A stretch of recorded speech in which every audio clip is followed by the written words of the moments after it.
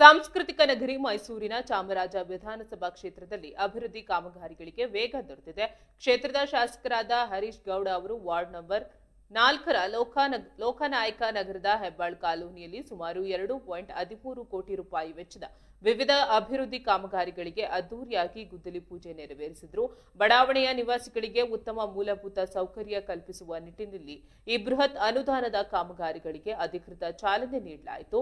ಗುದ್ದಲಿ ಪೂಜೆ ನೆರವೇರಿಸಿ ಮಾತನಾಡಿದ ಶಾಸಕ ಹರೀಶ್ ಗೌಡ ಅವರು ಚಾಮರಾಜ ಕ್ಷೇತ್ರದ ಪ್ರತಿಯೊಂದು ವಾರ್ಡ್ ಹಾಗೂ ಕಾಲೋನಿಗಳ ಅಭಿವೃದ್ಧಿಗೆ ತಾವು ಬದ್ಧರಾಗಿದ್ದು, ರಸ್ತೆ, ಚರಂಡಿ ಸೇರಿದಂತೆ ಅಗತ್ಯ ಮೂಲಸೌಕರ್ಯಗಳನ್ನು ಹಂತ ಹಂತವಾಗಿ ಪೂರ್ಣಗೊಳಿಸುವುದಾಗಿ ತಿಳಿಸಿದರು. ಅಲ್ಲದೆ ಕಾಮಗಾರಿಯನ್ನ ನಿಗದಿತ ಸಮಯದೊಳಗೆ ಅತ್ಯಂತ ಗುಣಮಟ್ಟದಿಂದ ಪೂರ್ಣಗೊಳಿಸುವಂತೆ ಸ್ಥಳದಲ್ಲಿದ್ದ ಪಾಲಿಕೆ ಅಧಿಕಾರಿಗಳಿಗೆ ಕಟ್ಟುನಿಟ್ಟಿನ ಸೂಚನೆ ನೀಡಿದರು. ಈ ಶುಭ ಸಮಾರಂಭದಲ್ಲಿ ಇಂದಿರಾ ಗಾಂಧಿ ಬ್ಲಾಕ್ ಅಧ್ಯಕ್ಷರಾದ ರವಿ ಮಂಜೇಗೌಡನಕೊಪ್ಲು, ಮಾಜಿ ನಗರ ಪಾಲಿಕೆ ಸದಸ್ಯರಾದ ಪೈಲ್ವಾನ್ ಶ್ರೀನಿವಾಸ್, ವಾರ್ಡ್ ಅಧ್ಯಕ್ಷರಾದ ಕೃಷ್ಣೇಗೌಡ, ಸ್ಥಳೀಯ ಮುಖಂಡರು, ಯುವಕರು, ಪಾಲಿಕೆಯ ಹಿರಿಯ ಅಧಿಕಾರಿಗಳು ಹಾಗೂ ಬಡಾವಣೆಯ ನೂರಾರು ಸಾರ್ವಜನಿಕರು ಭಾಗವಹಿಸಿ ಹರ್ಷ ವ್ಯಕ್ತಪಡಿಸಿದ್ದಾರೆ.